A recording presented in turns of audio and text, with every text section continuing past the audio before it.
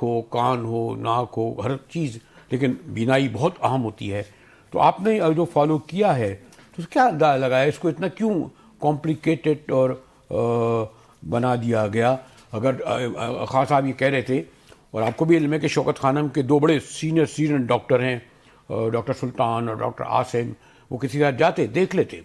جی جی بہت شکریہ مجاہد صاحب، بڑے عرصے کے بعد آپ کے پروگرام میں آیا ہوں، بہت شکریہ آپ نے یاد فرمایا. میں آپ کے سوالوں کے اسی طرح اسپیسیفک جواب پہلے دیتا ہوں، اور پھر ایک ذرا لارجر کانٹیکسٹ میں بھی بات کرنے کی ضرورت ہے کہ یہ سب کیا ہو رہا ہے. تو پہلی بات تو یہ ہے کہ آپ نے پوچھا کہ یہ آرگومنٹ دیا جاتا ہے کہ جی انہوں نے ایسے کیا اور پھر انہوں نے بھی کم نہیں کی تھی، ہم بھی، اس کی امپلیکیشن یہ ہوتی ہے کہ ہم بھی کم نہیں کریں گے.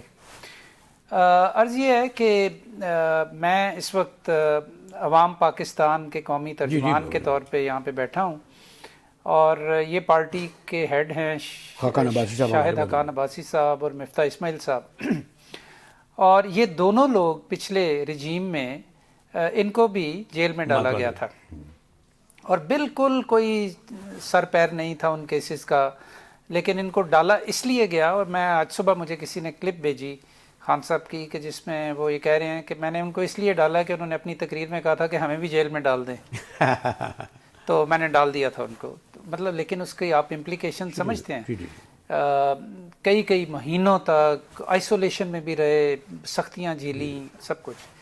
لیکن کیا اب ہم یہ کہیں کہ چونکہ ہمارے لیڈرز کو بھی اس میں ڈالا تھا، یا میاں صاحب اور یا باقی جو لوگ تھے، تو اب ہم یہ کہیں کہ جی ان کے ساتھ ٹھیک ہو رہا ہے؟ میں یہ کہتا ہوں کہ وہ بھی غلط تھا اور یہ بھی غلط ہے، اور ہمیں ان دائروں کے سفر سے نکلنے کی ضرورت ہے. اور اس لیے اس چیز کو سمجھتے ہوئے شاہد صاحب نے یہ فیصلہ کیا کہ اب جو خان صاحب کے ساتھ ہو رہا ہے، ہم اس کا ذکر بھی نہیں کریں گے کہ ہمارے ساتھ انہوں نے کیا کیا. ہاں میں دیکھا اجلاسوں میں بھی شریک ہو رہے ہیں. تو ہم تحریک